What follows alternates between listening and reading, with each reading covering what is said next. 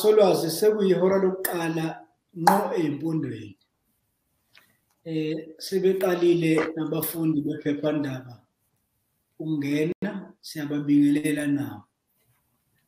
Uhlelo lwethu-ke luhluke ney'gaba ey'ntathu. Kukhona lolu silwenza njengoba silana nje, okuzoqoshwa-ke bese kufakwa ku-YouTube, kuphinde bese kufakwa naku-podcast, kubikwe nasephepheni lethu. Ngoba bakhona abantu hawu besifisa ukuba khona kodwa sisenkomeni. Bakhona abantu besifisa ukuba khona kodwa sihlushwa amadatha. Senzela ukuthi bonke-ke abenkosi bakwazi ukuthola la bekhona.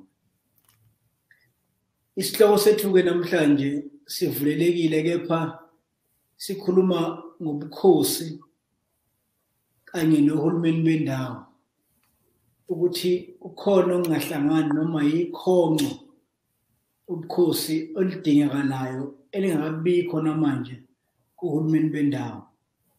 Ekuxoxeni kwethu-ke noSolwazi sivumelene ukuthi sikhona isixazululo, ngoba kufuneka sibe abantu abakhuluma ngey'nkinga kuphela, abangakhulumi ngey'xazululo.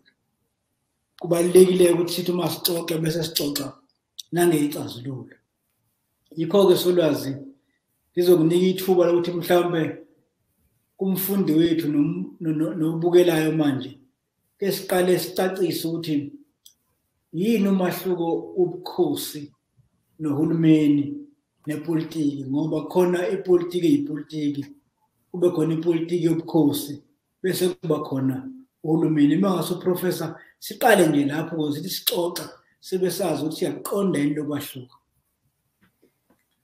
Mangibingelele kubalaleli nabafundi bebayede, ngibingelele nakuwena baba uMtaka ngobuholi obubonisile kulomsebenzi iminyaka. Ngingaqala-ke ngithi phambukeni kokuthi kube khona ukufika kwabamhlophe, ubukhosi ibiwubona bebewuhulumeni kulezo ndawo besikuzona. Uma ngaba kuthiwa amaZulu, amaMpondo, amaSwati, abeSuthu, ubukhosi bubona busiseko bokuthi izinto zenziwa kanjani, ibe uhulumeni waleso sikhathi. Kwafika-ke ngesikhathi sekuthatha ohulumeni bangaphandle babamhlophe, kwazofika-ke ngoku ubuhulumeni obusha loku sebusetshenziswa kulamalanga, kuthiwe uhulumeni lapho nephalamende, uhulumeni lapho nekhabhinethi, uhulumeni lapho unabomthetho. Kubukhona-ke ku-national, kuzwelonke, bukhona emaphondweni, bukhona nalapho ekuhlaleni ku-local government. Lo hulumeni-ke noma uyidemocracy noma uyodemocracy uhulumeni. Yiko-ke lokhu ngo-1994 emveni kokuthi kubuyiswe amaqembu opolitiki ebelwela inkululeko, kwavulwa, kwavunyelwana ukuthi kuzoba khona umgaqo sisekelo omusha. Kuye kwakhona-ke uhulumeni lo sithi ngowentando yeningi.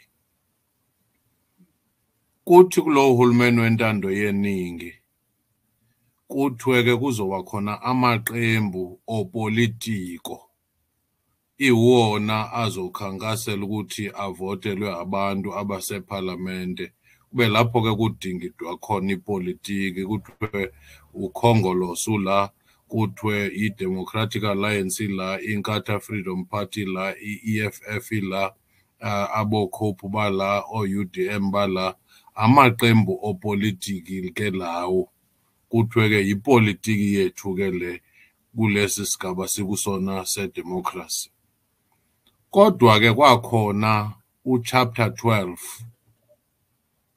ishumi nambili kwi-constitution okanye umgaqo sisekelo, owathi ubukhosi busazoqhubeka buhlonishwa busazoqhubeka naphansi kwalentando yeningi kuba kusazi ukuthi indlela ebekusetshenzwa ngayo. Kodwa ke kuyiyona chapter emfushane kakhulu ubone ukuthi hey la bekukhona umncintiswano ukuthi mayivunywe ingavunywa mayivunywe ingavunywa.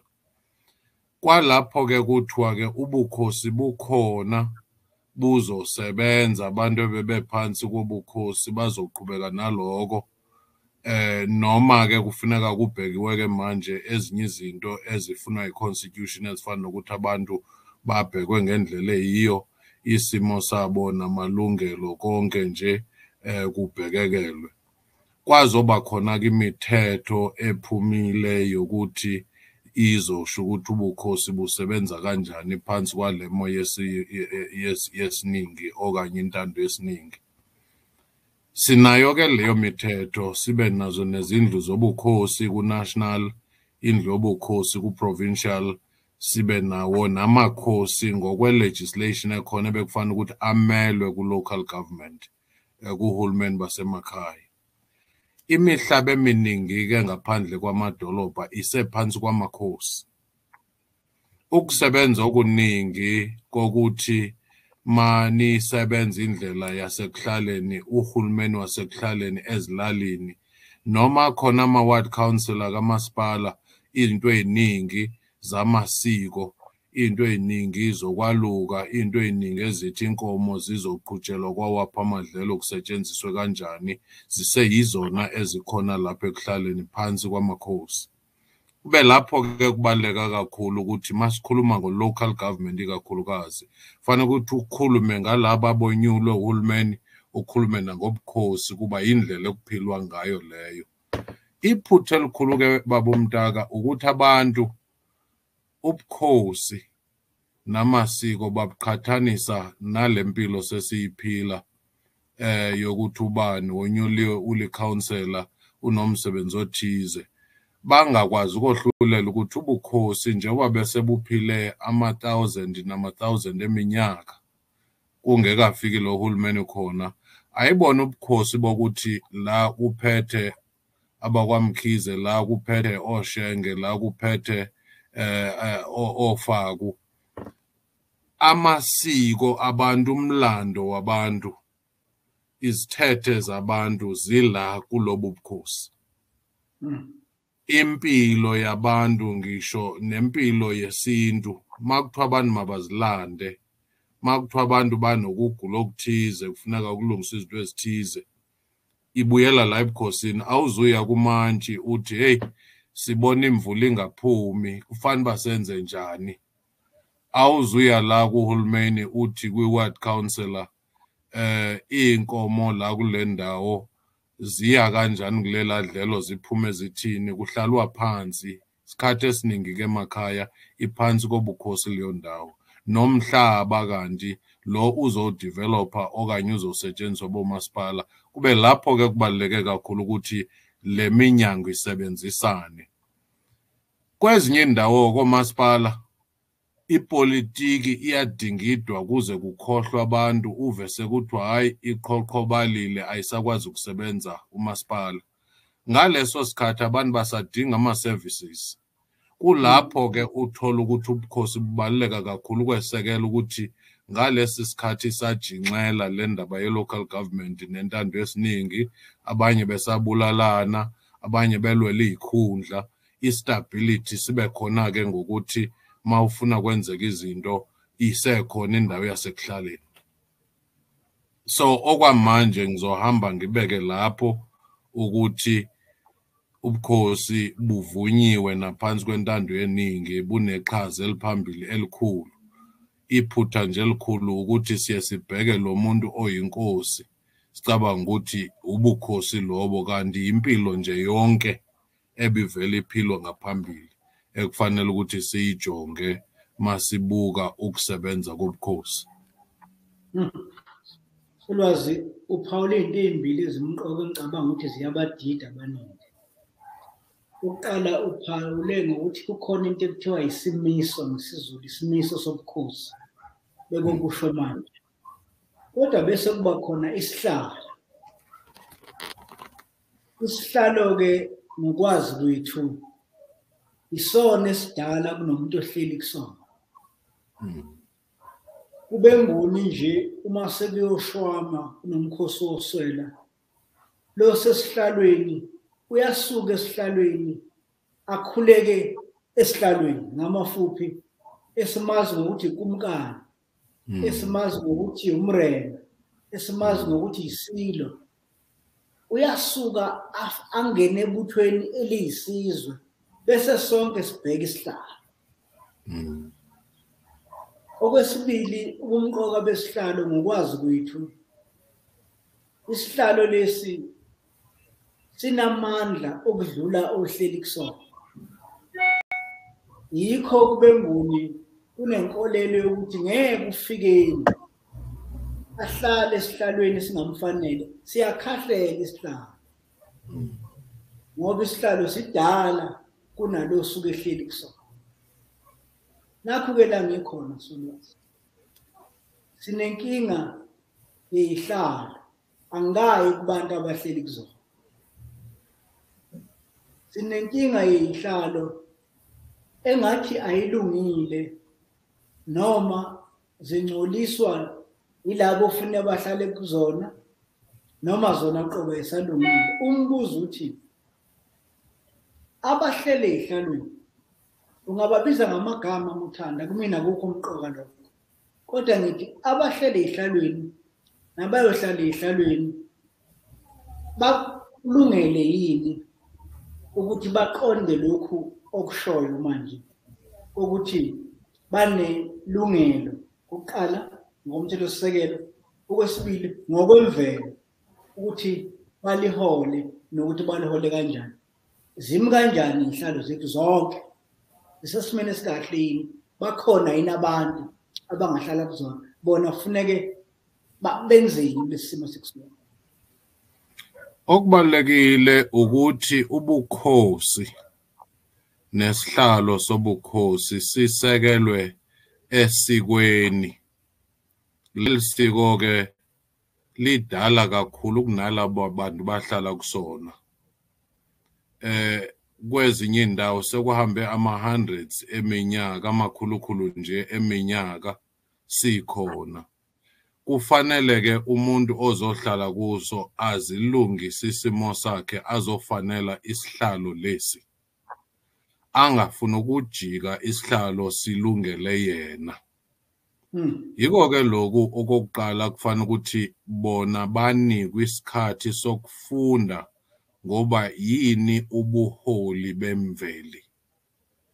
Lapho uzowazi umlando wendawo, wazi amasiko, wazi ukuhlonipha amasiko lawo kuwona. Wazi ukuthi le ndaba yokuthi uhulumeni ukunika isitifiketi sowuphunyelwa umholo into encane kakhulu leyo, into yamanje, isimanje manje. Okubalekile nje ukuthi amandla wakho asuka kumlando, asuka kubantu obaholayo kufanele ukuthi ubahloniphe. Wazi ukuthi amandla akho asuka khona futhi aphinde asuke nakulabo bebekhona ngaphambili esihlalweni. Sebengasekho nje bayabuka babhekile ukuthi kwenzekani. Ngabona-ke bazokunika amandla.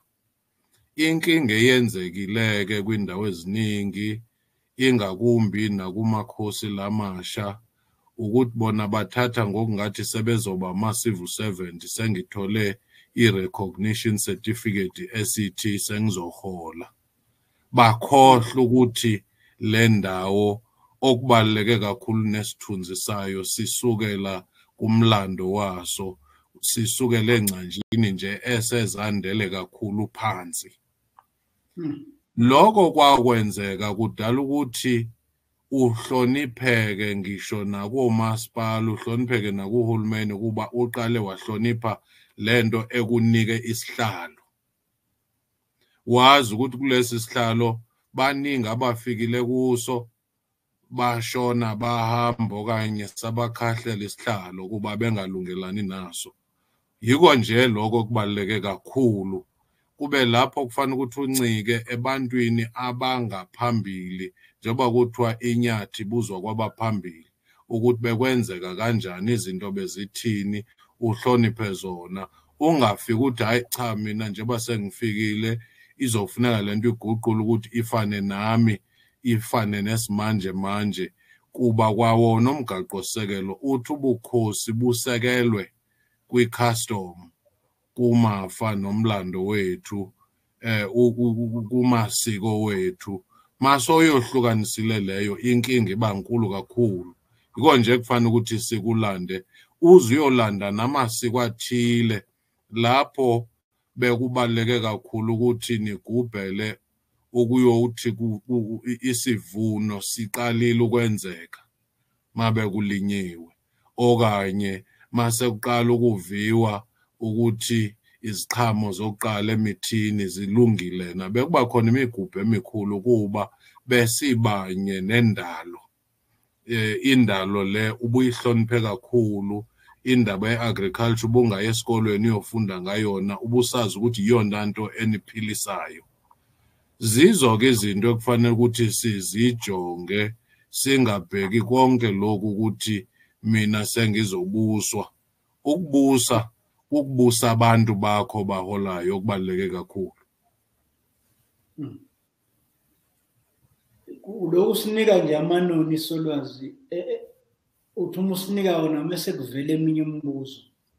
Uzothi omunye umuntu uma sivumelana ukuthi ubukhosi budala nokuthi amaqembu lawa enkululeko kakhulukazi abohlanga azalwa yibona ubukhosi, pho yini kuhlale kunokududulana, kunokumonelana, kunokungacaci ukuthi kufanele kusetshenziswana kanjani? Ngoba esimeni sejwayelekile bekukhona ubukhosi, kukhona ibandla, kukhona osopolitiki.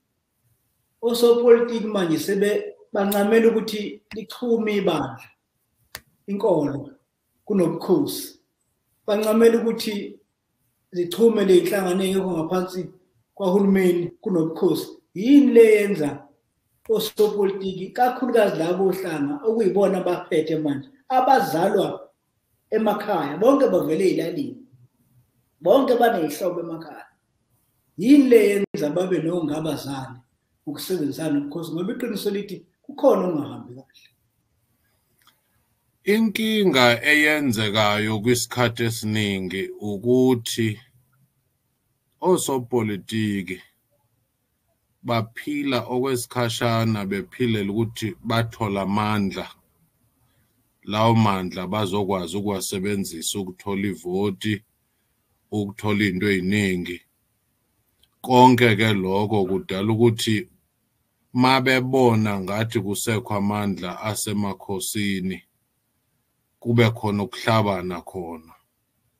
Kanti-ke abanye kwenziwa ukuthi ababazi ubukhosi, bengazi nokuthi lobu bukhosi sikhuluma ngabo, idemokhrasi yabo isebenza kanjani. Kuba abanye osopolitiki babuka bacabanga ukuthi ukuze ube nedemokhrasi kufuneka ubuvotelwe ngelanga elithile, usebenzise lawo mandla iminyaka emihlanu. Uzothi abanye abangene ngobukhosi ungaziphi isikhathi sokubheka ukuthi eyabo intando yeningi, eyabo intando yabantu isebenza kanjani. Kulapho-ke abanye besithi hayi mina ngivotelwe, nina nivotelwanga, ngivotelwe abantu, bengazi ukuthi nalapha ebukhosini kufanele inkosi ibe inkosi ngabantu, kuhlalwe phansi embizweni, kuhlalwe phansi kuboniswane, kusetshenziswe isiko, kusetshenziswa nokuvumelana kwamanje ukuthi yini efanele ukuthi yenzeke. Inkinga kibe lapho abanye besithi thina sivotelwe sineningi kodwa nina nivotelwanga. Ipolitiki kisoloko inalo uvalo lokuthi mawunamandla amaningi usenokuyiphazamisa. Abanye ke bafuna ukuqhoqhobalisa bathi le nkosi mayishone phansi kwami, lamakhosi akweli qembu, lamakhosi akwela qembu. Kanti-ke amakhosi bekungafanele ukuthi baqhoqhobaliswe, bafakwe kwinhlangano ethize nethize kuba babhekene nesizwe noma uqhamuka kweliphi iqembu. Kufanele ukuthi ukhululeke nje mawazi ukuthi uya kwaNkosi, wazi ukuthi uya kubaba wesizwe okanye uma wesizwe. Nako ke lapho inkinga ifika ivele khona, ubone sekuba ngathi kukhona ukudonsisana nje okukhona. Kuphindeke kube kudalwe nalokuthi makwenziwa lo mgaqo sisekelo, okuningi kubhalwe abantu abangazange bahlale ebukhosini. Yiko ke lokhu bebebhala nje benedolobha enhloko ukuthi lisebenza kanjani, omasipala basebenza kanjani, bakhohlwa ukuthi bazwenza kanjani uma befika emakhaya. Kwayiko ke lokhu ukuthi isikhathi esiningi kuba khona ukungqubuzana. Bathi uma befuna ukuyodevelop indawo ethize esemakhaya kufuneka udlule enkosini. Bathi thina sine-budget, ngapha inkosi nabantu bathi sinomhlaba. Abanye bathi thina sifuna ukuthi siyokhankasa endaweni ethile, bangabisenza nokuhlonipha bokuthi sifuna ukudlula la kwaNkosi sikhuleke khona, sisho ukuthi sifikile. Kube lapho kubona ukuthi kukohlukana kwendlela yokwenza izinto okudale ukuthi kube khona ukungqubuzana okuningi. Nalokho kufuna ukuthi abanye bathi thina singaphezulu kwabanye, bangabuki nje ukuthi ukusebenzisana akunamsebenzi kokuthi ubani ongaphezulu komunye, ubani ongaphansi komunye. Kwazophinda ke kwaba khona ukufika kwabantu abaningi bangaphandle bezohlala kulezi ndawo zamakhosi, mhlawumbe abanye bengamkelanga nokuthi kusetshenzwa kanjani. Mabe nenkinga kuthiwa hayi usiwa lapha enkundleni yasekuhlaleni, acha mina ngizoya kumantshi. So ke konke lokho kudalwa ukuncintisana okukhona okungekaxazululwa kahle ngama-legislation okanye imithetho esinayo ukuze kwazi ukuthi ubukhosi busebenzisana kanjani nedemocracy ekhona manje. Usuyishayile Solwazi. Mhlambe ake singene-ke manje ohulumeni bendawo, local government. Sibone ey'ndaweni ey'ningi kukhona ukushayisana phakathi kwamakhosi namakhansela. Okokuqala njengoba uke washo, akuhlonishwana. Omunye uthi une-branch yena unosihlalo wakhe ebranchini. Uma efuna ukuya endaweni yobukhosi athi ayibe khona, kodwa uma ye-City Hall edolobheni ufaka isicelo akhokhe nemali. Lapho ufuna nje bamvulele ngoba usefikile. Enye into etholakele ukuthi kubangwa into ekuthiwa intuthuko. Amakhosi athi intuthuko yomphakathi, amakhansela athi ngokomasipala, bese kuba khona lo muntu wesithathu okuthiwa usomabhizinisi, ukuthiwa u-invest, ufaka imali ethiwa indawo yakhe. Ukwenza kanjani lokho ukuthi ubalungise kulokho? Okwesibili, udaba lwama-rates, ngoba local government, uhulumeni wendawo, uyiskimu nawo, futhi uyibhizinisi ngandlela thize, uhlelo lokwenza imali. Le mali bayenza ukuthi bacoshe ama-rate. Lapha ey'ndaweni zamakhosi kuthiwa hayi ama-rates kukafikeni lapha, loya mhlaba ubanzi. Nangase uqala ukhokhisa ufikeni manje futhi ungathi ufikeni khokhe ngathi uhlale esentini. Wenza kanjani ukuncelisa amawele phakathi kwahulumeni wendawo ofuna imali ukuze usebenze nobukhosi obuthi hayi masike phela safaka ama-rates ngelinye ilanga uyokoleta ufikeni bese xoshwa emalibeni oyisemkhulu ngoba ibhangi selifuna imali yakhe. Senza kanjani ukuthi bahlanganise ngoba kuzohlala kushayiswana? Okokuqala okubalulekile okushilo ukuthi makusetshenziswane kuhlonishwane. Uma ngabe omunye uyazi ukuthi uqalaphi kuphelephi nokuthi ukuze siphumela kufanele ukuthi sisebenzisane, sazi ukuthi emakhaya kusetshenzwa ngendlela ethize, lokho kubaluleke kakhulu. Kodwa uma ngaba uza usithi uzosebenzisa isikhundla sakho namandla wakho uthi into ethize nina ngizoyenza ngoba ngine-budget, ngoba mina sengivumile ukuthi senze into ethize, uma ngaba ke sekungasahanjiswani kahle kuba khange kube khona ukuyofikelela ebantwini, kube sekuthiwa hayi siyayibuyisa le mali. Inkinga iba lapho. Kanti ke kufanele ukuthi noma kuzoba khona ama-project emakhaya kube indaba edala ukuthi kube khona lezi nkinga kakhulu. Abantu babona sekubekwa amapipe la, abantu babona sekubekwa izitena, sebeyabuzana ukuthi kazi kuzoyenzekani la endaweni yabo. Bone sekokhiwe ihholo elikhulu kanti bona bebefuna amanzi. Yiko ke lokhu kubalekile ukuthi kuthi noma kwenziwane njengoba isitsho nomgaqo sisekelo makudlulwe ebantwini ibe yabo abavumayo.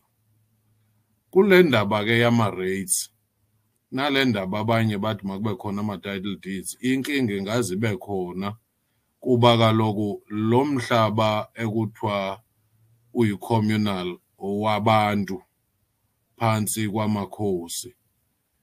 Umhlaba kungathi uma ubuka ama-studies okanye ucwaningo olwenziwe kwezinye indawo lapho abantu banikwa khona ngisho nama-RDP houses, abanye banikwe ama-title deed.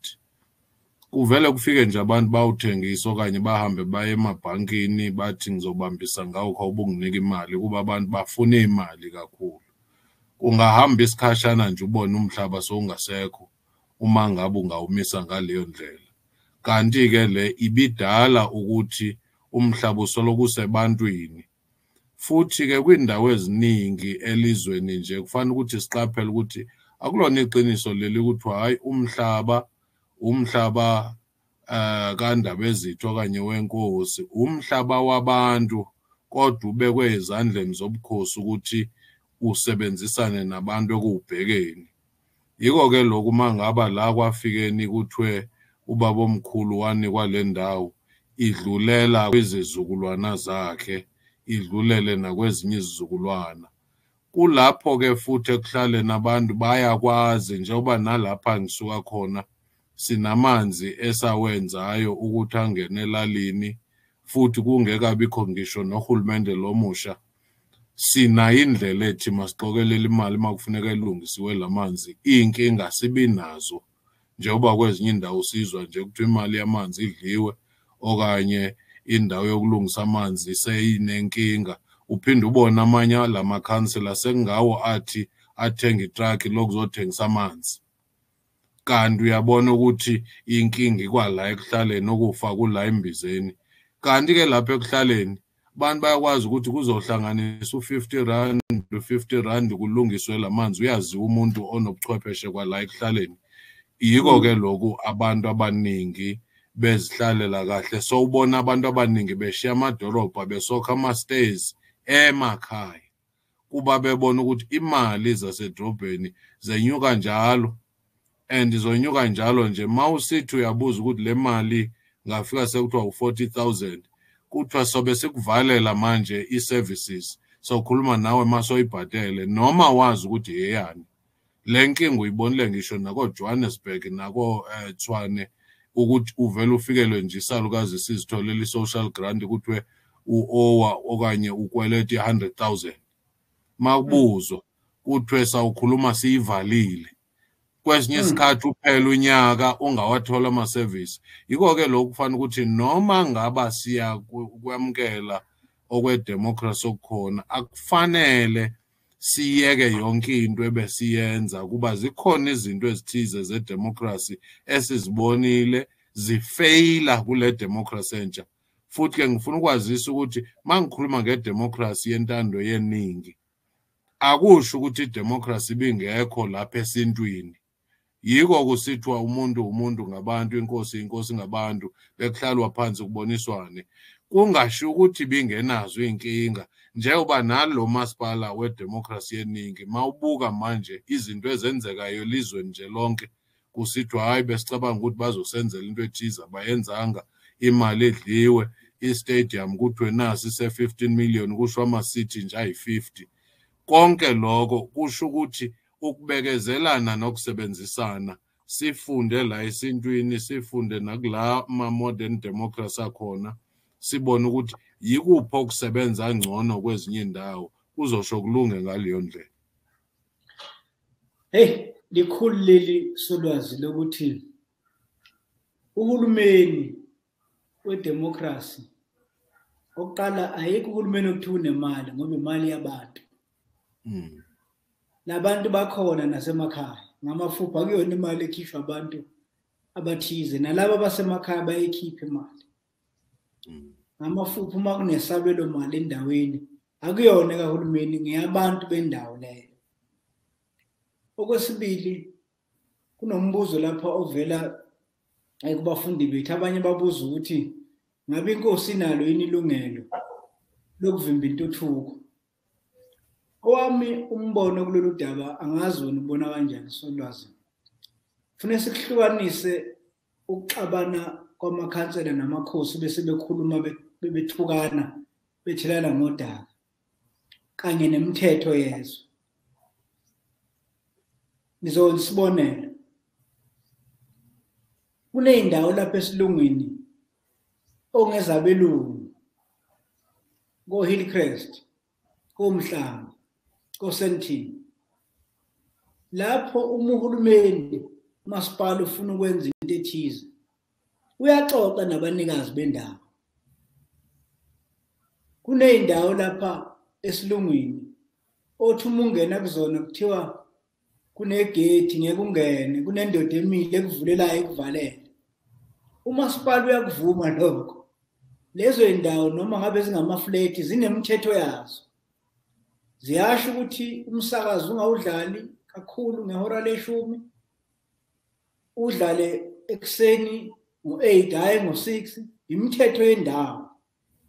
Kodwa uma sekufika ebukhosini yini le yenza uhulumeni noma umasipala bonke akufuneka alandele noma amukele ukuthi kungenzeka ukuthi lapha kuleli zwe loFikeni, kuleli zwe loMtaka kunemithetho yakhona abavumelene ngayo abahlala khona. Ungane emafletini lapha umasipala awuzenzeli noma kanjani uqala uze kunabantu ekuthiwa ibody corporate. Kusho ukuthi abaphethe imithetho kule ndawo. Yini le yenza omasipala bethu bakubone kungafanele ukuhlonipha ukuthi emakhaya zikhona iy'nhlaka zakhona ey'sebenza okufuneka yihlonishwe njengalezi zasesilungwini okuthiwa ibody corporate? Inkinga uma ngaba uye wangena phansi kohulumeni babelungu waqhoqhobaliswa, zonke izinto ezinhle uyuthathe ngokuthi yilezo zivela kumazwe angasentshona kwabamhlophe, futhi uzilandele zona. Yinsila nje esinayo lapha enhloko ukuthi yiko lokhu ukuthi kwesinye isikhathi omunye uma ngabe enomphathi wakhe omhlophe usebenza julu kabe manzi. Makuthiwa uphethwe uMtaka athi awu cha, lo ofana nami siqala ukwedelela izinto namasiko wethu ngaleyo ndlela. Ayiqali lapha kuhulumeni nje kuphela. Ubuye uzodelela ilwimi zakho, ubuye uzodelela ukudla kwakho, ubuye uzodelela yonke indlela ubuphila ngayo nesinxibo sakho. Kuthi mase kufika ke ngoku ufika la kule ndaba yokuthi uhulumeni wasesilungwini ufika ingqondo yakho seyilungiselela ukuthi yonke into eshiwo khona noma khange ibuzwe ukuthi wena ufakile uvo lwakho uzoyilandela. Ma ufika emafletini kuthiwa siphila ngale ndlela uthi hayi ngizolandela, futhi uthi noba ufakwa ifayini uwazi ukuthi uzoyamukela. Nomthetho kuthande ukuncika lapho kuba uthi la uye wasayinda, la uye wavuma wathi. Inkinga ukuthi umthetho isikhathi esiningi awulandeleli lokuthi mangaba bekukhona imbizo savumelana ukuthi akuze uyodliswa inkomo kwindawo ethize ngesikhathi esithize. Akuze ufike umuntu ubone sengenisa iTLB la kanti kuleyo ndawo mhlawumbe indawo ebaluleke kakhulu enamasiko athize ayifuneka iphazanyisiwe. Ukuthi masiyibhekele phansi kulula ukuthi abantu bafike bathi ibudget sesinayo, kodwa na ubuyela kulomgaqo siseko mawuya ku chapter 10 uthi iconstitution noHulumeni kufanele basebenze kanjani nepublic service konke nje. Uthi kungasetshenzwa kwenziwa izinto abantu kungaqalenge kwaviwa kuba ukuthi bayazamkela okanye basebenza kanjani nazo.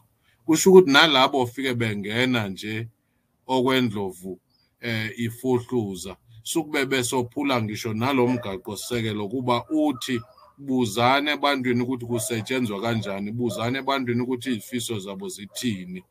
Ungavela ufike sowusithi hayi thina iplan yethu kamasipala ithi. Yiko ke lokhu kudala ukuthi nalezo zakhiwo zibekile nocingo olubekile ufika abantu belonakalisa emveni kokuthi ulubekile. Kuba khanga usukume phansi nabo ukhulisane nabo uzwe nakuba ukuthi yini abayifunayo uzokwazi ukusebenzela phezulu kwaleyo ndawo.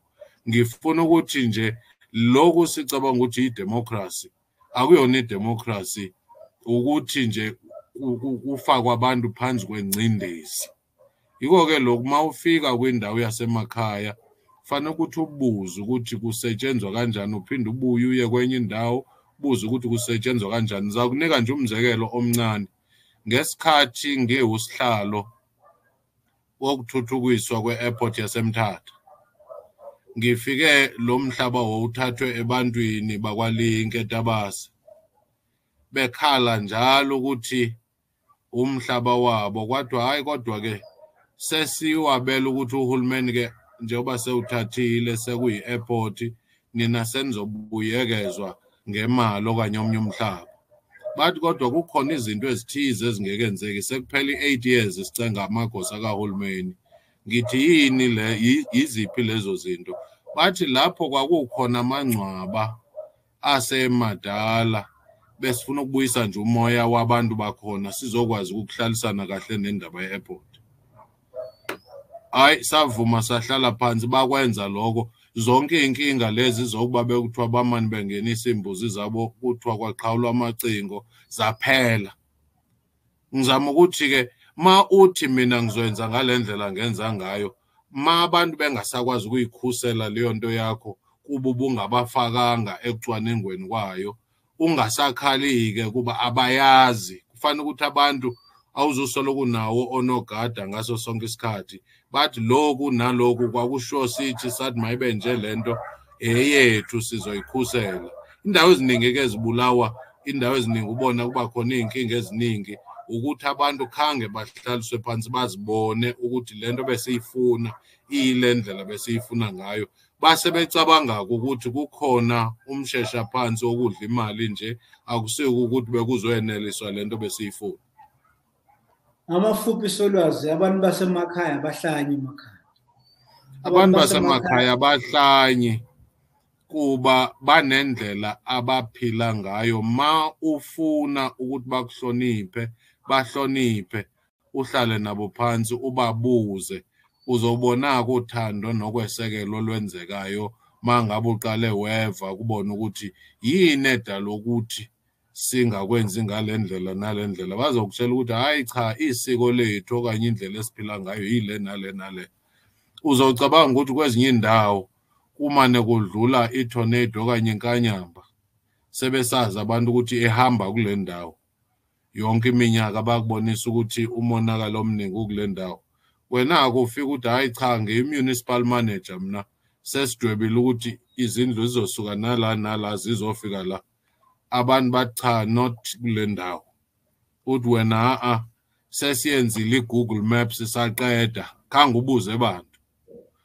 Mase kwenzeka umonakalo kumane uzolungisa abantu kabahlala lapho nobaba omkhulu babo bayazi ukuthi kule ndawo kusoloko kuneyichotho, soloko kunenkanyamba okanye kusoloko kukhona umoya omkhulu.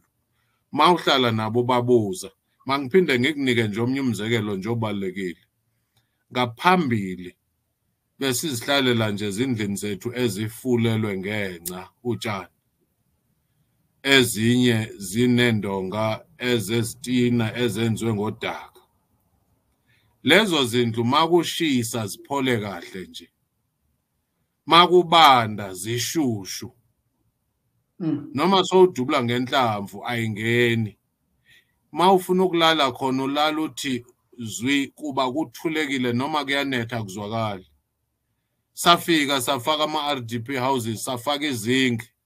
Makushisa hayi ngathi ufakwe embawulweni, sekufuneka uhambe uyofuna ugesi, sekufuneka uhambe ufake amahita, ufake imbawula konke. Makubanda sekufuneka ufuna amahita, makushisa kufuneka uze namafeni, konke nje, konke lokhu siphinde sithi kuhlabana nokuphila kwendalo, i-environment. Kodwa basasilalele lokho. Makusemalanga ke izinki liqala ukubanda, uvese liqhoqobala likhala. Uzuhambe uyofuna abantu uthi hey leli zinki liyangihlupha nje, kukhona into egijima lapha phezukwalo. Ukuthi zange silandele amasiko la, silalele sibuze ukuthi yini bidala laba bantu baphile ngalendlela. Uphinde futhi uzothi makuzoba khona itheko esilungwini ukuthi hayi sifuna abantu basho ukuthi ubanozayo ama-RSVP, ukwenzela uba sizothenga ama-drumstick enyama, inyamenga, sizobeka abantu ngokwamatafula. Esintwini thina sinako lokho, uvela uthi nje baba uMtaka ukhona umgido khona lapho masiye khona. Kufanele ukuthi sibuze ukuthi laba bantu bazi kanjani ukuthi abantu abazofika la bangaki. Babalungiselele bonke futhi baphume nje bonwabile. Kodwa esilungwini bayohluleka, kufuneka ubala amakhanda abantu ukuthi hayi aphelile nama-drumstick sowalanda edolobheni, ukuthi hayi nezitulo lezi zikhona ngaphakathi namakhehle makahlale phandle kuba unamba wakho awuveli la. Konke lokho bangaba amasiko behloniphane bezokwazi ukuthi lento yalaba bantu iyasebenza, masike siyofunda kuyona sizithobe. Ukusebenzisana ke nokuhloniphana nala KoHulumeni okudala ukuthi kube khona intuthuko, kungabikho ukudelelana, kungabikho ukungquzulana. Into engiyithanda ngale nkulumo yethu Solwazi, omunye umuntu angacabanga ukuthi iphandle le, kodwa isho ukuthi naye endaweni yasemakhaya kuzoba nomcimbi kaHulumeni. UHulumeni ufika nenkampani yaseThekwini emakhaya ezoba labantu, ufika endaweni yabantu abazi ukuthi kuhlatshiwe. Lento ikhuluma emqoka kabi ngoba iyadlulela ngisho kwakhiweni kwezindlu, lezindlu ekuthiwa o-2 room. Uyakha kanjani indlu emakhaya ibe u-2 room ekubeni lapha kwaMtaka kunezindlu zendoda eyodwa ey'nhlanu. Bese wena uzofaka indlu othi ngeyomuntu, ngoba phela u-2 room kaHulumeni awakhelwa umndeni, wakhelwa umuntu. Ngizama ukuthi lento ikhuluma emqoka ngoba uma khona abasebenza omasipala bake bacabanga ukuthi ngabe imidwebo yokwenza lezi ndlu ekuthiwa noma lemizi ekuthiwa u-2 room iyahambisana yini nokudweba kwasemakhaya. Sike sanenkulumo mpikiswano uzokhumbula eminyakeni emihlanu edlule ethi uHulumeni ufuna ukwakhela amakhosi izindlu. Sabuza ukuthi uma ingasekho le nkosi le ndlu izobeka bani. Kodwa uHulumeni ngeyakhe naye ngoba uyifaka sekucha-ke ngoba masekhona sesesihlalweni uzokwazi nokuhlala emzini kayise ngoba sibangaka nje asingeni emalawini obaba njengoba sibangaka nje. Ngizama ukuthi indlela leyo yokuphila ongayithatha kancane kodwa iya esimeni somqondo ngabantu ekuhleleni into yokuthiwa i-spatial planning. Uhlelwa kanjani emakhaya ngoba uma uzocabanga ukuthatha ukwamashu uyohlela kwaNongoma kuzoba khona ukuxabana. Leyo nto ke Solwazi ngiyisentweni emqoka eqhatha nesazoqhatha uHulumeni wasekhaya, wesifundazwe nokwazi lonke nendawo zasemakhaya. Udaba lokubuyiswa komhlaba. Khona umbuzo khona lapha uthi uma sivumelana nje kade sisho nawe ukuthi umzabalazo waqalwa ngamakhosi. Mase kuthiwa ke kuyobuyisa umhlaba usabuyisela emakhosini, usubuyisela kuma-trust noma ubuyisela kuHulumeni, ayikuphazamisi lokho ukuphilelana phakathi kosopolitiki noma kwepolitiki kanye nemiphakathi yasemakhaya. Umhlaba isibuyiselwa ey'nganeni zikaMtaka awusabuyisela esizweni uMtaka akade ehlala kusona? Inkinga izoba khona lapho kakhulu kuba masazi umlando ukuthi umhlaba uthathwe kumakhosi nabantu bawo. Kuba inkinga eningi abantu banaloko ukubhidisa ukuthi mawusithi uthathwe kumakhosi sebecabanga ukuthi uNkosi uFikeni uyena umnikazi womhlaba, uyena inhloko yesizwe esiwumnikazi womhlaba owawuthathwe kusona. Kulapho-ke kufanele ukuthi mayibuyiswa imihlaba ingabuyiswa yonke sekuthiwa ingena kumasipala ama-rates nanga nansi into ethize, kube nomlando othi lo mhlaba ubuyiselwe ebantwini. Mangaba bebehlala impilo yasemakhaya baqhubeke behlala impilo yasemakhaya, banganyanzelisi ukuthi sebezohlala impilo yasedorobheni ngoku. Yiko-ke lokhu ekufanele ukuthi umlando siwazi kahle makubuyiswa le mihlaba. Le mihlaba ithathwe kungekabikho ngisho nohulumeni laba bakhona wathathwa ebantwini benendlela abaphila ngayo. Singashoko ukuthi abantu esebekhethe ukuthi babe semadrobheni eminye imihlaba makuthiwa hayi indawo iphelile sentini yengezwa ayinawengezwa. Kodwa lokhu akufanele kukhinyabeze imihlaba lezo buyiselwe ebantwini basebenze ngesimo ebebesebenza ngaso ngaphambili. Kuba vele kakade sezikhona indawo zasemakhaya.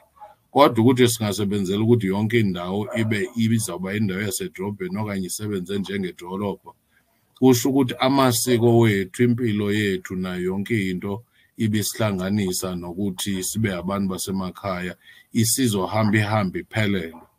Inkinga-ke yiloku, abaningi bayabaleka bathi hayi lokhu mhlambi indlela nje yokuthi kunikwa amakhosi amandla amaningi endaweni yokuthi babheke ukuthi ubukhosi lobu bume nge-community. Uma ngaba sowunenkosi ethi hayi angisadibani nabantu sengenza ngendlela yami, lokho akukho nasesikweni, kufuneka asebenze nabantu nangokwama-structures akhona. Ekusho ukuthi idemocracy ayizi iyindlela enye le yase-West kuphela. Idemocracy bikhona nasebantwini basekuhlaleni, njengoba namaNdiya namashayina nabanye besithi sinendlela ethize yokwenza idemocracy yethu. Kwesibili, kuba khona laba baba novalo lokuthi le ndaba yobukhosi izoqhoqhobalisa amandla omama okanye iwavimbela amalungelo amandla omama. Masilanda kahle nasesintwini, omama bebenawo amandla, zange nje aze aphela amandla. Yiko lokhu emaswatini kuthiwa kukhona uQueen Mother. Yiko lokhu nasemaXesibeni lapha kithi kukho isikhathi lapho kwakuphethe uBhangxisa, uManyawuza, unkosikazi kaSinama, ukhokho wethu, oNonesi nabanye omkabayi mawubuka amandla bebenawo. Kodwa okwamanje sekuvele kuthathwa ngokuthi hayi kusho ukuthi amalungelo oma akazuba khona. Mawulanda kahle esikweni amalungelo akhona, futhi kufanele ukuthi kuqhutshekwe ehlonishwa.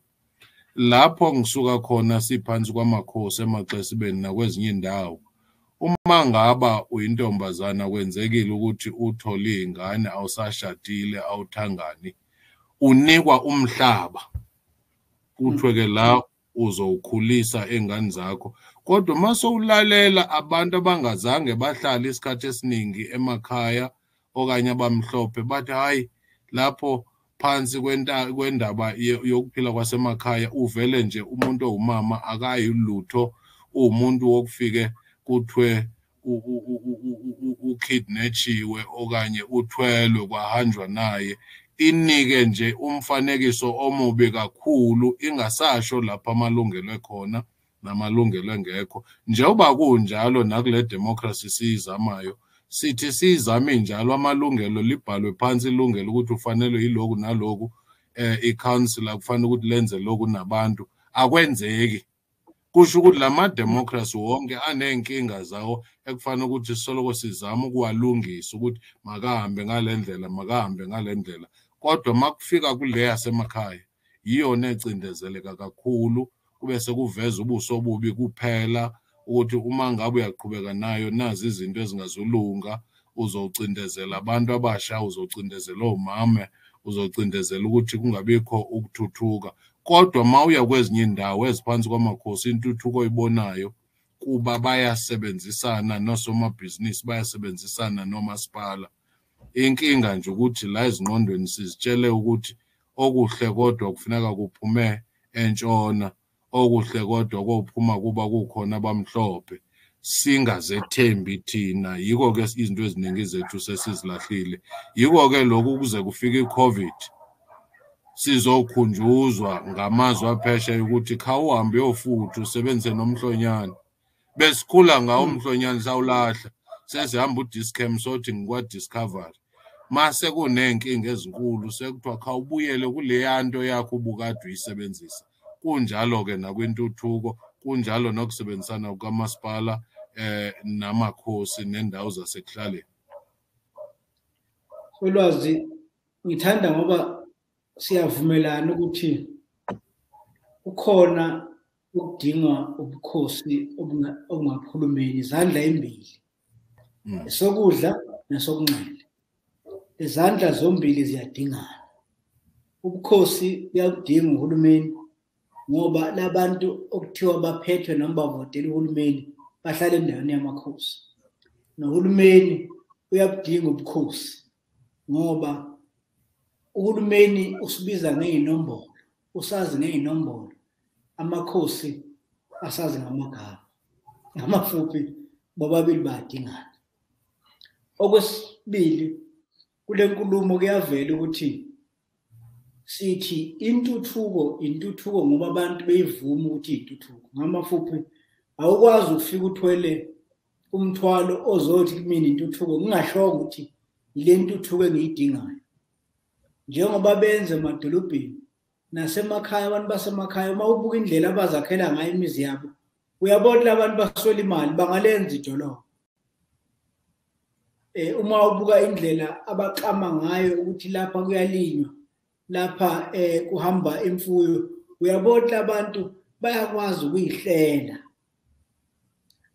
Uma ubona indlela njengoba kade wenza isibonelo abahlela ngayo uma benemicimbi yabo, akekho ohamba ethi akatholanga, futhi labantu banendlela yokuphathana.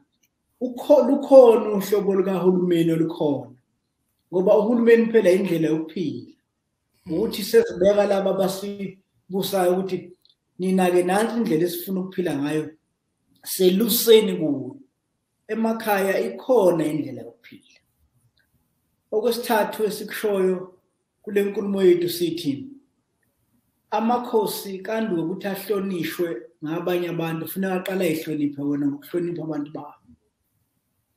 Awukwazi uyinkosi ngoba uthi uyinkosi bese ugibela nje phezu kwabantu, ngoba njengoba kukubi lokho kwenziwa osopolitiki, kubi kakhulu uma kwenziwa inkosi. Ila maphuzu engicabanga ukuthi sivumelana ngawo uSolwazi. Uma sesiya phambili, ngifisa manje-ke sibuke into abafundi belaboHlanga iBayede ebathunukayo noma ixoxo. Sesike sayixoxa nawe kwezinye igaba sathi hayi mhlawumbe kusafuneka singenelele sibize nabanye abacabanga njengathi. Fisa Solwazi sikhulume ubungozi bokuphela kwezihlalo zabenguni. Mangikhuluma ngabenguni-ke ngibuyela ekwazini ukuthi abase-Eastern Cape abahlukile kunabakwaZulu Natal, bengahlukile kunabakwaNgwane, bengahlukile kunamaNdebele, ngoba bonke bangabenguni. Kodwa sesikuqaphela manje ukuthi izihlalo, ngisasho namanje, izihlalo zabenguni zikhungethwe yifu elimnyama lokuxabana kwemindeni esibanjiswe yithi izihlalo. Ngimile mina ekuthenini Solwazi, ayikho indlunkulu ngaphandle kwethu. Ithina mafela nkosi ithina madela mzimba esavuma ngedemocracy yethu ukuthi umndeni othize awusubambele into yethu. Savuma ukuthi useluse entweni yethu. Lento yethu ke ibizwa ukuthi sihlalo. Uma ngenza isibonelo nje kwaZulu, ilembe alibekwanga abakwaZulu ngesibongo. AbakwaZulu ngesibongo babe nenkosi yabo. Kodwa ilembe labekwa imindeni eyahlukene engeyona uZulu ngesibongo. Lase lona lihlonipha lokho ngokuthi kwi-cabinet lalo lokuqala oNdunankulu akubanga umuntu owaZulu ngesibongo. Lalihlonipha ilembe ukuthi lesi sihlalo ngisinikwe ngasivunywa nguZulu. Ngamafuphi kunomahluko phakathi komZulu ilembe lakuvuma lokho. UmZulu umuntu ozalwa engowakwaZulu ngesibongo. Kodwa uZulu umuntu isizwe esikhonzayo kwaZulu. Ngamafuphi ungafika umshweshwe ngesibongo. Kodwa uma ukholwa ukhonza esihlalweni sakwaZulu noma isihlalo sikaZulu usunguZulu nawe. Isho njalo inkosi uCetshwayo uMamangise ibuza ukuthi njoba sinamandla angaka uyosenzani? Ithi uyobe sekuphi uZulu. Ayisho ukuthi azobe sekuphi amaZulu, uyobe sekuphi uZulu. Ngamafuphi masikhuluma ngesihlalo sikhuluma ngento enkulu kakhulu. Nento edlula abantu abahleli noma babanjiswa sona. Empeleni uma wazi umqondo wesihlalo uzokwazi ukuthi uma ubuhlonipha ubukhosi, uma uhlonipha isihlalo uyakwazi ukuthi noma ungavumelani nohlelo esihlalweni kodwa uphoqeleke ukuhlonipha isihlalo. Bathi abenguni uma bekhuluma noma ngabe kuhlala imbongolo esihlalweni, uma nje sikahlala esihlalweni sonke siyakhuleka.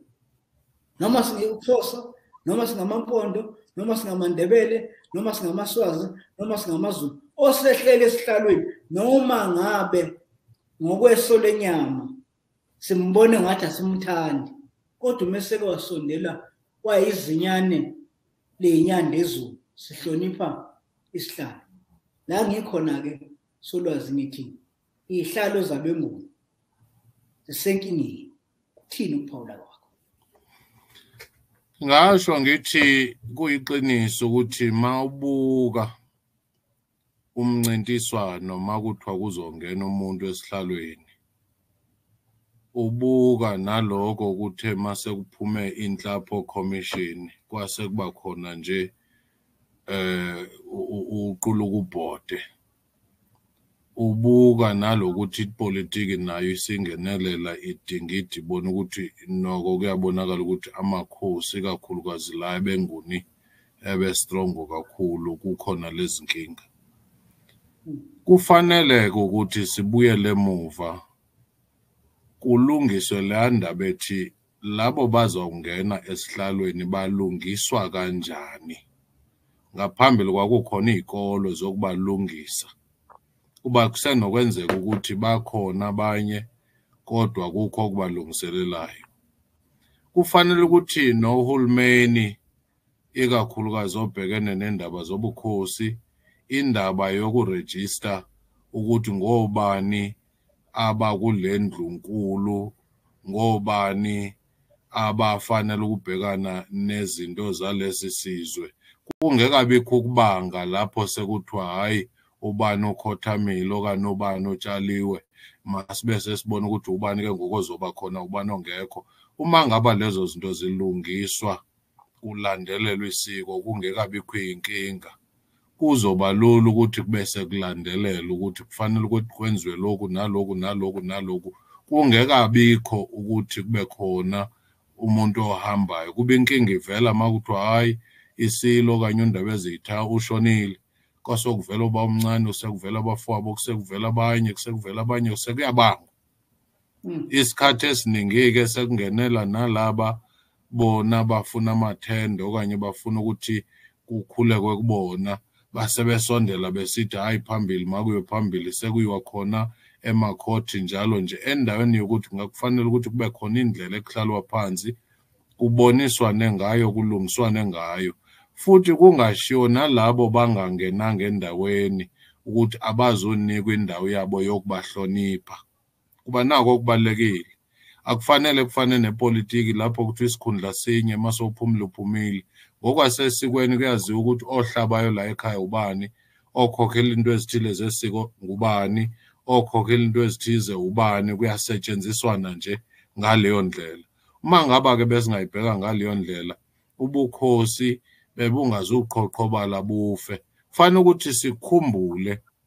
ukuthi kwakunama kingdoms amakhulu kabi njenge-Roman Empire kwakunama kingdoms amakhulu njenge-Ottoman Empire ama-Genghis Khan abenyuka basezimbalini namuhla baphela vuthu kuba kwaqala ukulwa kwaqala balwa abantu basebesala ezimbalini kuphela baphela bona ubukhosi saphela isizwe naloku ke kukhona kufanele ukuthi sazi uZulu amampondo amaXhosa abathembu amandebele amaswati njalo isithunzi sawo kufanele ukuthi sisuke ebantwini bezingcambu sisuke esikweni njengobushilo isihlalo kufanele ukuthi uhloniphe isihlalo noma umuntu ohlezi kusona awuqinisekanga ngaye uthi nje ukuhlonipha lesi sihlalo ukuhlonipha leso sihlalo ke ukuhlonipha isizwe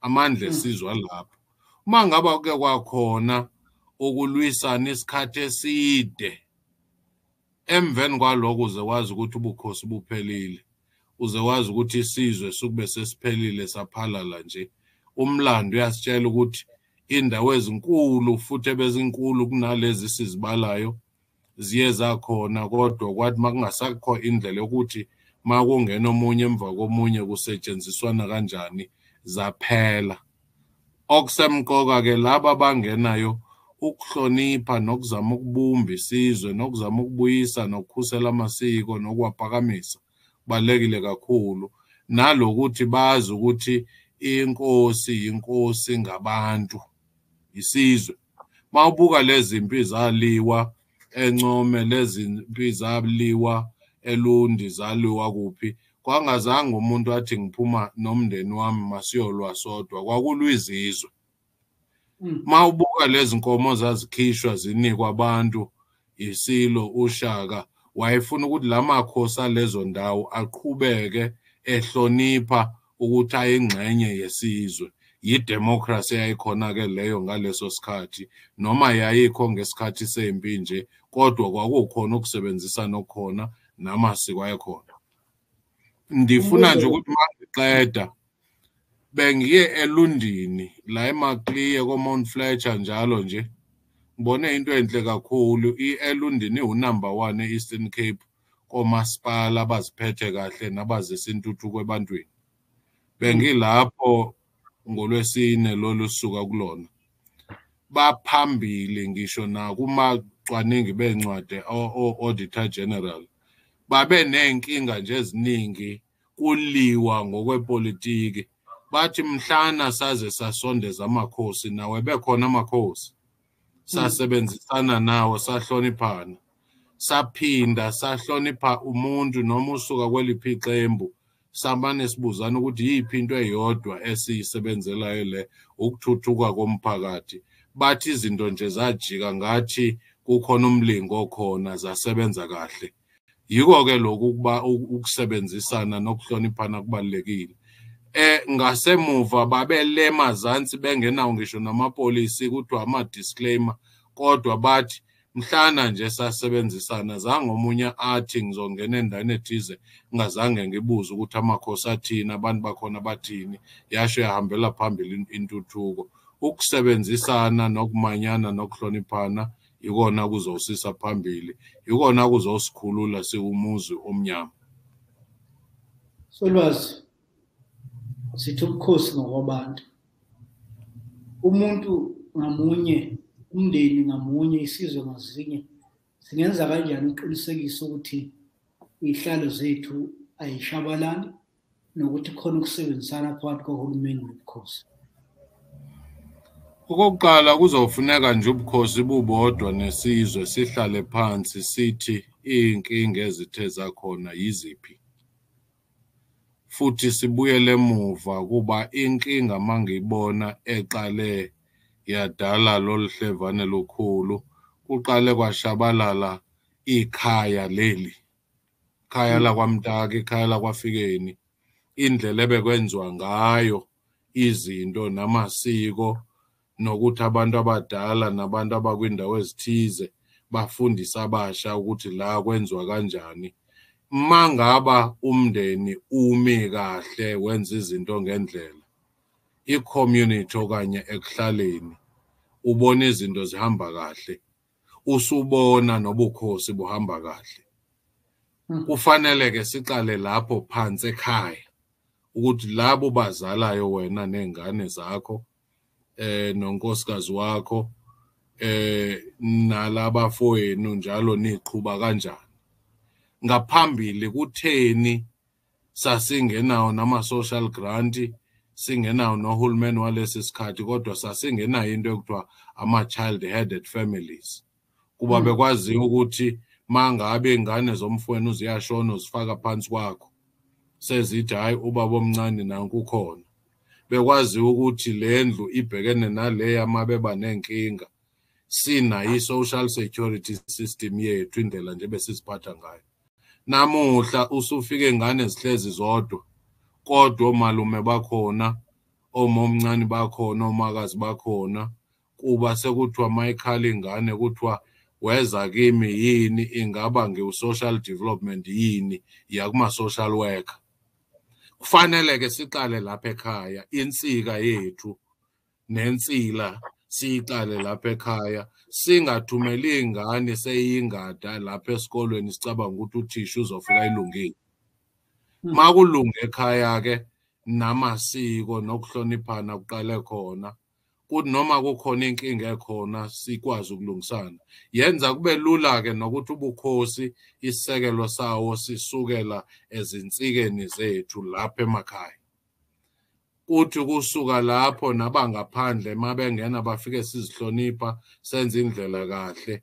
Namakhosi esakhula nje indlela akhuliswa ngayo ukuthi umuntu ngabantu, sebenza nabantu, akukho lapho uzothi yimina sugijima phezu kwabantu, okanye abantu bathi sifuna ukuthi kuze amanzi uthi cha mina ngiwafuni. Niyabonisana nje. Konke ke lokho kuzodala ukuthi isithunzi sethu sibuyele, futhi nathi sibuyele kwizinto zethu ebezisenza siphila, indlela yokuziphilisa, indlela yamayeza okuziphilisa, indlela yesinxibo sethu, ukusebenza umhlaba, konke nje. Uma ngaba sikwenze ngendlela, nezizwe zangaphandle zizosihlonipha. Inkinga silahle lapho sisuka khona inkaba yethu. Mase bufika kubukhosi, bufika sekuhlakazekile, nabo iy'nkinga zemindeni yabo akwazange kwaba khona indlela abalungisana ngayo, zafike zahlakazeka. Ekusho ukuthi kufanele ukuthi nje sike sikhohlwe ngabanye bangaphandle, sihlale phansi sizilungise. Kulungiswe ney'kolo lezo zokuthi zilungise abazofakwa ezihlalweni, noma omama noma bobaba noma amakhosi, ukuthi kwenziwa ngale ndlela. Sibuye-ke sesiza kuma-SGB ey'kolweni, sithi makufundiswe indlela yokulima nokuphila, akufundiswe indlela yokuzenzela izinto zethu. Singathathi isikolo njengokuthi into yangaphandle, into yokupasa ama-exam. Isikolo indawo yokufundisana ukuthi impilo yini into ezawuniphilisa ngcono. Solwazi, ukhuluma amagama adode kakhulu ukuthi ubukhosi buba ntekenteke uma imindeni yethu intekenteke, ngoba kuso sonke isono esenziwa belungu. Ngiyakubona lokho ukuthi bathathe umnotho, bathatheni, ungabuye ubuke, kodwa abasilimaza ngakho kubulala uhlaka okuthiwa umndeni. ngoba kusemndenini la khona kuphuma amaqhawe alesi sizwe. Kusemndenini la kuphuma khona intombi eziba ngabafazi kulesi sizwe. Kusemndenini la kuphuma khona incithabuchopho eyikwazi ukuyohlala zibonise isihlalo ukuthi siphathwa kanjani. Uthi-ke uSolwazi uma singase silungise isimo somndeni. Isimo somndeni-ke bakithi sisho ukuthi asikwazi ukuyothi njengoba negama lisho njengoba lithi indlu enkulu, isibaya side, kusho ukuthi isibaya sethu sonke esakhelwe emndenini ekhona. Ngelinye ilanga siyoke sihlale lapha sifundisana ukuthi amakhosi namaqhawe esizwe afaka kanjani esibayeni sakomkhulu esisuke ezibayeni zabo semakubo, ngoba ukuxhumana lokhu komndeni. Kodwa omunye umndeni bakithi omkhulu umndeni wabeNguni. Abelungu basiqhathe kakhulu, kwakhona abathi mina ngilona impondo, angilona iXhosa, ngiwena umSwati, angilona iNdebele, angiyena umZulu. Yimpi yamabomu leyo. Abelungu bahlakaniphile babazi ukuthi uma kuhlangene abeNguni cishe ngeke bakwazi ukunqoba, ngeke bakwazi ukubusiswa. Kodwa uma kuhlukene abeNguni kulula ukubusa. Ukuhlangana kwabeNguni-ke kuhlangana nama-Afrika onke, ngoba nabeNguni labo akubona abeNguni abanamandla uma engekho abeTswana, bengekho abaseNigeria, bengekho abakuphi. Sonke somndeni owodwa. Lo mndeni esithi uhlukene usuka lapha ngakini bese siwenza ube yisizwe. Okugcina-ke Solwazi bathi mase sifundile siyayikhohlwa ukuthi singobani. Ake uyithuthe njengexasibe nawe ubatshengise ukuthi iziqu lezi azisho lutho, uyicasibe wena. Masizilanda thina singabambo aphuma lapha kusibiside, kuba nje uba singamaxesibe nje siyimfusi kaMpondo noMpondomise. Yena uMpondo noMpondomise ubaba wabe ngunjanye. Masizilanda-ke sithi xesibe, sithi mgano, sithi rhadu, sithi uSomadoda, sithi malandelwa intombi, sithi ndiseke, sithi matshobe ndlovu, sithi sabele yabizwe emazibukweni. Yithi-ke lapho amaxesibe, isilo sethu yinyosi. Hayi, kuyahlekisa ngoba nje ukhokho wakho nje ubuqale ngaye nje lo khokho wakho uphuma ufaka kaNgqongqoshe emampondweni. Ukhona nalapha kwaMkhize. Yibo ngithi into ehlekisayo, ngelinye ilanga siyoyicoca ukuthi eyona ndlu enkulu kaSibiside yile kaGubhela uMavovo Khabaza. Yiko-ke lokhu kumhlangano wamaxesibe sibabizile abenhlangano yabambo omkhize ukuthi babe khona. Kungekadwetshwa-ke le mida yokuthi kuthiwe uKZN, u-Eastern Cape, nani.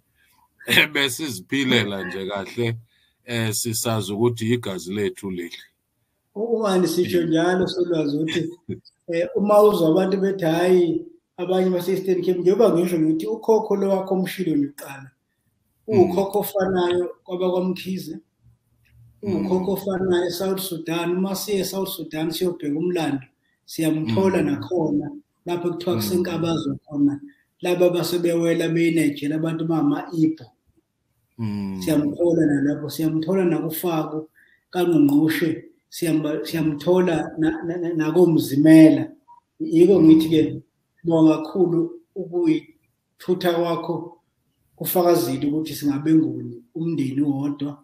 Ithini kufuneke siyilungise. Sithemba ukuthi nangokuzayo uSolwazi uyoba khona. Sesixoxa-ke manje ukuthi singenzani kuya phambili njengezizwe, ngoba kumqoka ukuthi imfundiso yethu esayithola kwaNgqondonkulu sikwazi ukuyibuyisela emphakathini yethu ukuze sakhe imindeni yethu. Solwazi.